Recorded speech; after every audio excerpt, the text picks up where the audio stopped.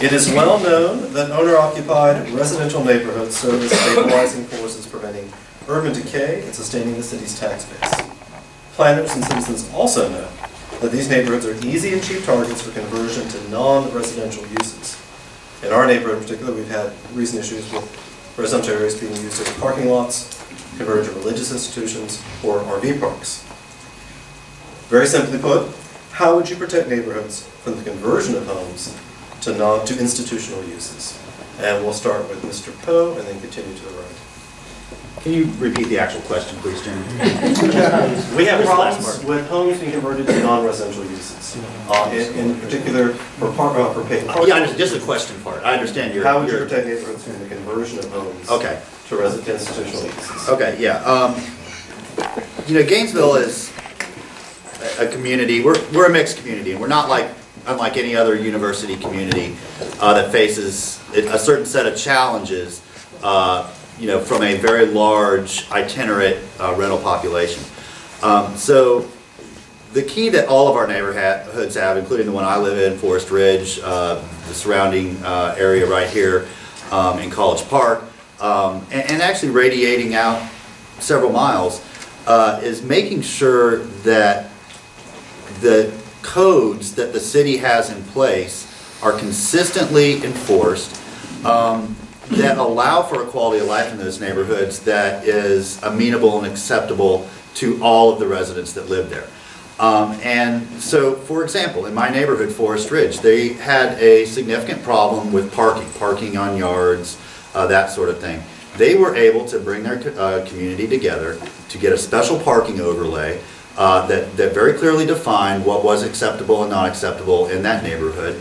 And then interdict, they go out and reach out and meet their new neighbors when they move in if they're rentals. So, you know, I don't think it's as much about drawing a line in the sand saying you will not be allowed to rent in any particular neighborhood. It is much more about how do we interact and get along with one another regardless of that neighborhood, regardless of the status, ownership status of the home itself. Okay, Mr. Selwyn. Okay. Preventing homes from conversion. Okay, preventing the home from conversion. Well, you know, we have problems with the owner-occupied homes. You know, the guy 1 block away from me had front ends and TV sets. I think his name's Rappensacker or something, Rappenacker. And I've called up code enforcement, and they're not going to do anything because it's a freedom of speech thing, you know. And I've lived in this neighborhood for 27 years, and you know, the single-family homes, if you have one here, you get a landlord permit, and they pay a little extra money for the landlord permit for code enforcement to come and check out. You know, but where is code enforcement? When I first opened, I talked about graffiti. There's graffiti in our neighborhoods on the public mailboxes and stuff like that. And I talked to Randy Wells, my District 4 representative. And you know, he's always you know, comes back too late after the fact. You know, we've got noise up by the post office from Tapos and Teenies over there. You know, where the girl got raped at 10, 11 o'clock at night. They have boom, boom, boom. My 80-year-old resident is complaining to me. You know, but I like to see you know, some of the residents have a problem with the guy with the TVs. Let's take care of the guys with the TV and the junk in his yard. Otherwise, I'm going to put a bunch of refrigerators in my yard and call it art.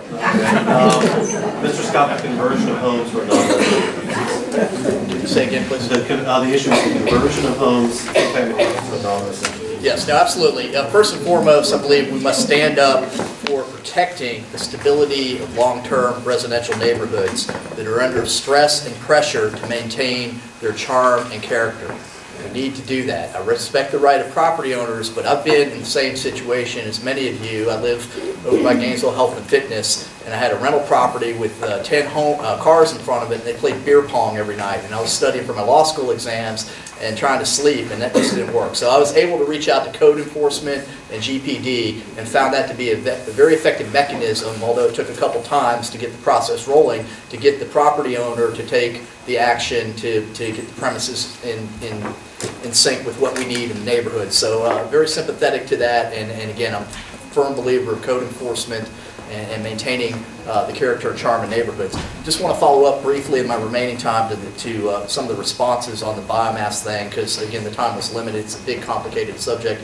But the fact is, the PSC did not have rate jurisdiction on that matter. The City Commission was ultimately responsible for moving forward with that. Power plants are approved by Board of Directors. In this case, that's the City Commission, not the Public Service Commission. The plant will never be the most cost-effective option because all the assumptions that haven't come true would have to come true on top of cap and trade legislation. It's a money loser from day one.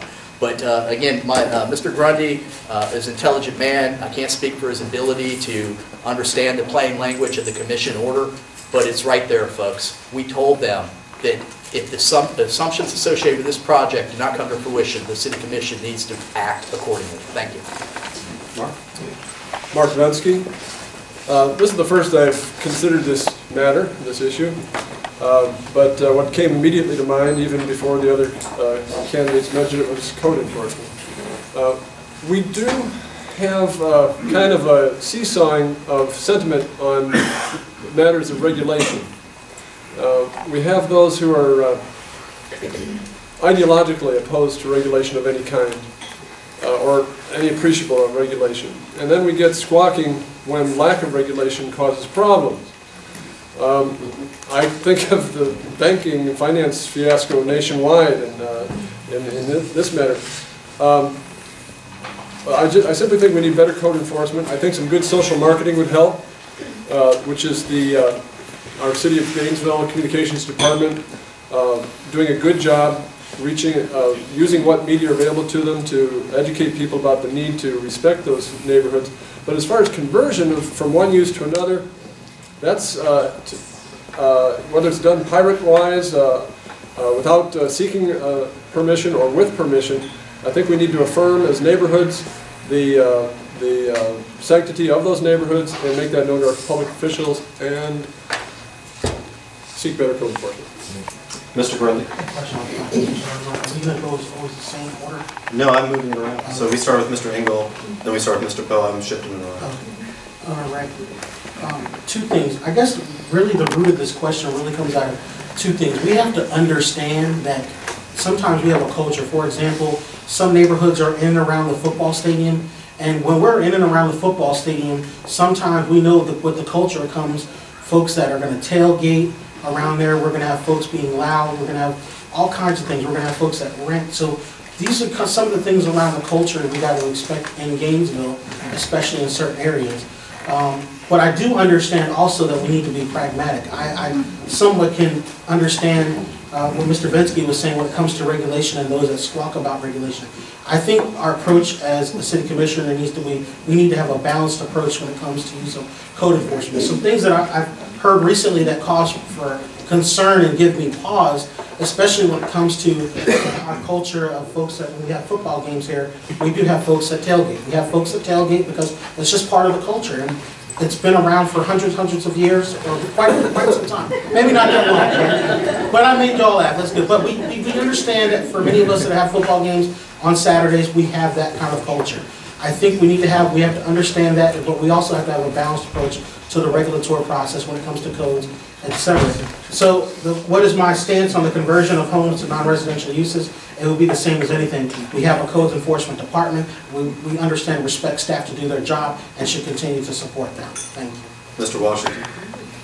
Dr. Harnsberger, I'm having a little bit of difficulty in reconciling your question with the answers. I heard you say non-residential use. Is that right? We have homes zoned single family that are being used illegally for non-residential purposes, such as in our particular neighborhood. Bay parking, RV parking, conversion to religious institutions. Okay. And would the Save Bruce thing be in that part of that? Well, that is a proposed ordinance. So I understand. You're talking about things that are going. That would be running. I mean, that would be running a business that is not currently permitted in any single-family neighborhood. So you're talking about extra legal uses, correct? Yes, sir. Okay. Yes, sir. All right. Okay, well, obviously, codes enforcement is the agency that has to take care of that. I mean, obviously, the question is, what kind of commitment is there to do that? I am lucky, I guess. I live east of Main Street, and I've never seen that before, but I have seen around this area. My son, David, who graduated from UF in 2009, actually lived about a block over from here, and I saw that all the time. So, but I have to say that I do not know what you all are dealing with here. I'm hearing from you that these